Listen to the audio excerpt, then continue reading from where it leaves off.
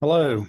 In student ministry, there's a lot of issues that we can think through biblically, and that a lot of pastors have put a lot of thought and wisdom into. So for this video and others like it, I'm going to start looking at some of the really excellent resources and booklets that are out there, such as the ones that you can see here at Westminster Books, the CCEF, Christian Counseling Education Foundation, does a really good job of trying to create very brief booklets on different issues, such as this one's about 20 pages on our phones, but our emotions, anger, depression, grief, lots of topics, some of which come more from a student's perspective, and some are geared more towards a parent's perspective. A lot of these booklets I'm going to have in my office, so you can actually come in and pick them up. I've bought a stack of these booklets. I actually got them from New Growth Press. A lot of these are CCEF branded books, but some of them are Faith Biblical Counseling or Harvest USA's books as well. So I'm going to try to work through several of these booklets. The one I picked up and skimmed today is called Obsessed with Your Phone, Disconnecting to Connect. This is by William P. Smith. It's about 20 pages. It doesn't say anything that's crazy groundbreaking, but it is an excellent reminder of the ways that our phones can actually disconnect us from others and feed into a lot of our hearts, idols, things that in the long run are not going to be very good for us. So what he does, he opens up, basically walking us through what we know is that we wake up to our phones. Our phones are often our alarms. It's the first thing we check, either for news or media. So he walks through a few pages of just showing that with a person. And he asks a few questions. He says, how quickly do you pick up your phone in the morning? Do you check your phone multiple times an hour? Can you usually see or feel your phone? Does it spend more time face up or face down when you're not carrying it? Do you find yourself turning to it first when you're sad before you reach out to anyone else to comfort you? Does it entertain you when you have time you don't know what to do with? Do you misplace your phone less often than your keys? Have you ever picked up your phone to check an alert only to find yourself coming back up for air from social media an hour later?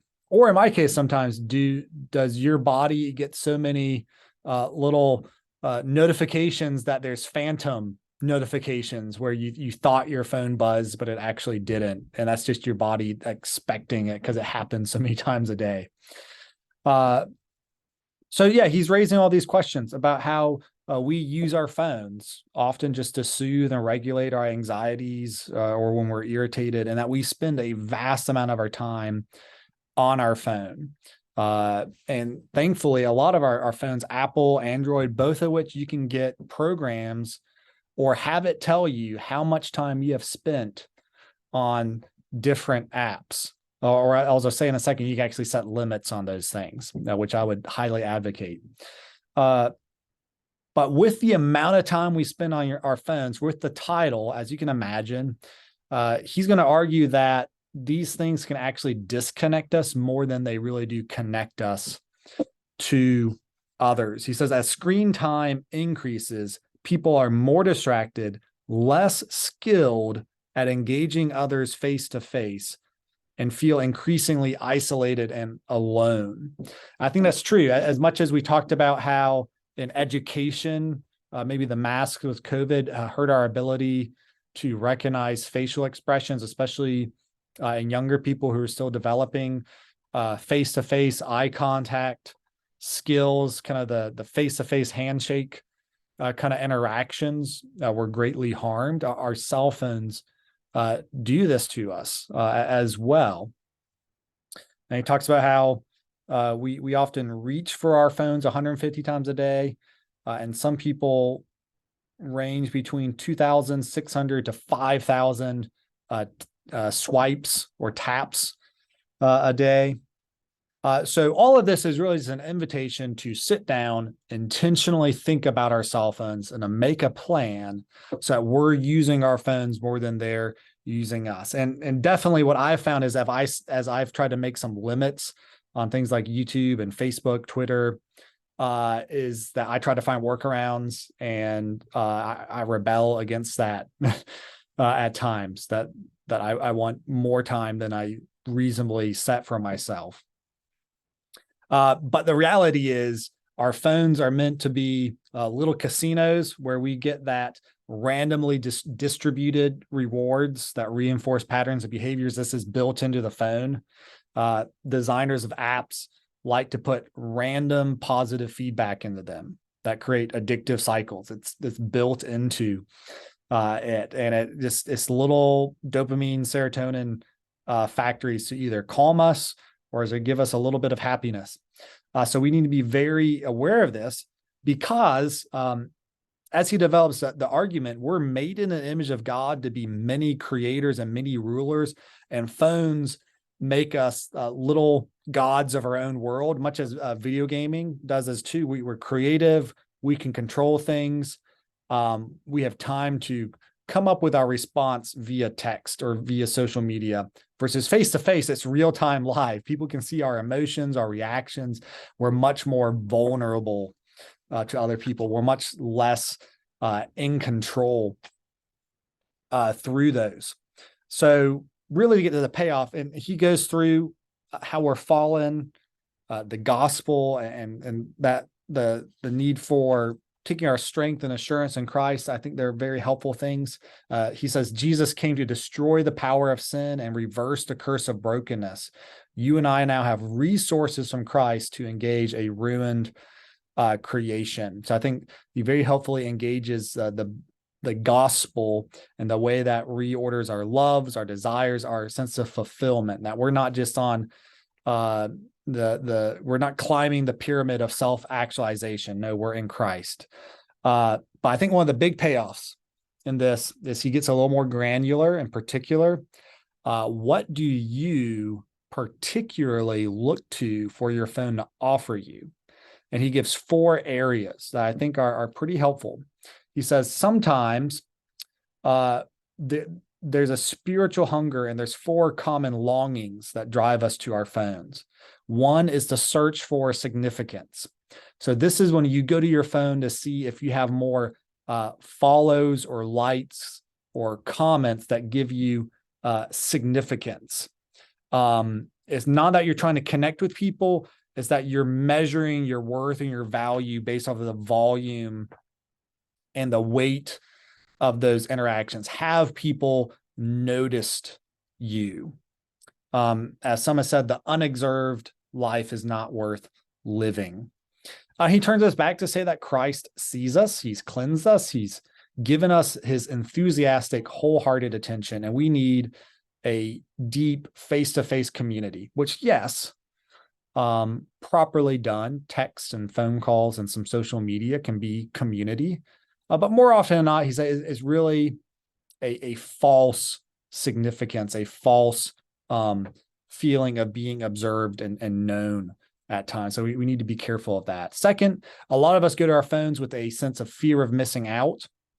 And this one is particularly I need to catch up and see every comment, every picture, everything people are doing. I need to be up to date all the time and know what's happening. Because if I see someone and I haven't seen what they've been doing, then I'm not up to date. I've not seen the TV show. I've not seen the meme.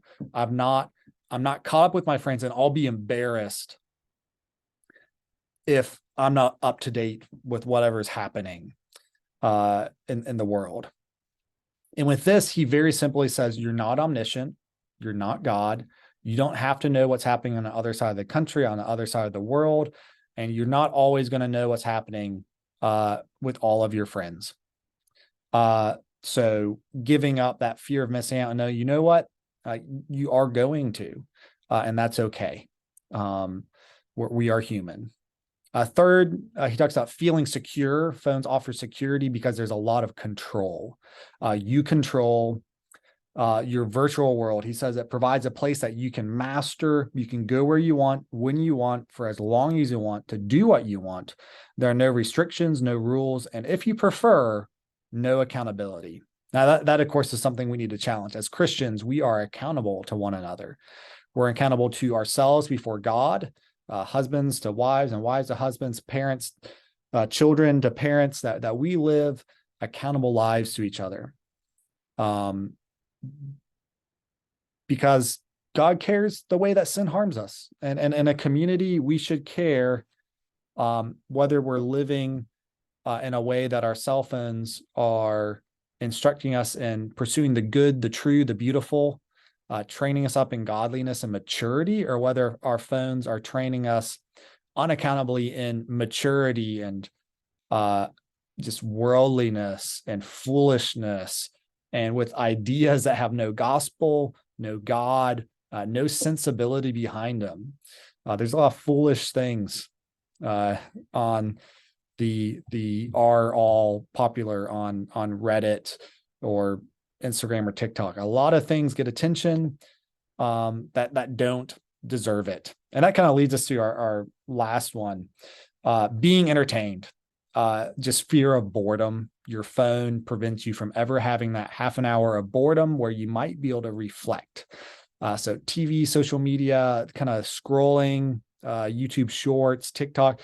And I struggle with, of the four, the being entertained is the one I gravitate to hugely. I have a little bit of kind of novelty, intellectual, new information drive to me. I blame my INTP, Myers-Briggs, on that, because we just blame our personality, and that excuses us for character defects. But no, just the desire to just be constantly absorbing information or entertainment and chasing the new thing. So when YouTube invented the YouTube Shorts, it was awful for me because I had the people I like to follow, and they made 20-minute content that I enjoyed on hobbies that I enjoyed. And now it's like, oh, have 30 to 60-second little videos. And, it was not good. So those are the four areas that he mentions that search for significance to be seen. But that can backfire. The fear of missing out, just trying to catch up. Feeling secure, the sense that you're in control, and then just simply being entertained, the fear of boredom. And I would say with that, you need to make a plan. iPhones have really good time limits on apps. Parents, honestly, our cell phones should go up. You can set the time the internet shuts off at night. You can restrict apps to 20 minutes a day, or maybe 1 minute a day, or just lack of value in some things. And we can do that for ourselves. So I have limitations on how many minutes of YouTube and other things I have on my phone. I know there's workarounds on all the things, but being accountable to wisdom for how we use our phones. So students, if any of you need me to have the PIN code to your iPhone, I can do that and set limits on things. I can block apps. I can set time limits and help you with that. And you might hate me for that at one point. But if you want some help with that, we can find some reasonable limits. And then parents, of course, can find those limits, and even look at the wait till eighth grade, wait till eighth, which maybe should have been named wait till driver's license, or wait till high school, or wait till you have a job that demands a phone, or get a dumb phone instead of a smartphone. There's lots of things, but I would encourage parents also to get with several families that have students the same grade as your child, maybe fifth, sixth grade, before this becomes really pressing, and kind of make a pact about when cell phones are actually going to happen there. But excellent booklet. I have it. You can borrow it. It's 20 pages. You can get the ebook version or buy it on New Growth Press or Westminster Bookstore, and gain from some of the additional details in those 20 pages to reflect on and have that conversation as parents or just as a student to yourself, to take control of your phone, and hopefully spend more time investing and connecting to others a little bit. I've been working on my phone usage health, trying to read a little bit more, but it's definitely a struggle to stay active about, because if you're not intentional, it's a little casino of time wasting, of maturing, and just you don't get that back if you invest your time in that versus reading a book, going out, picking up a hobby, talking to your kids, your spouse, or your friends, or whatever it may be. Redeem the time the Lord has given you, and just actually text people, give people a call, spend more face-to-face time with people, and grow in the Lord. I hope that's a help, and I'll continue on some of these other booklets and kind of bounce back and forth on the ones that are directed more at students and the ones that are directed more at parents. God bless.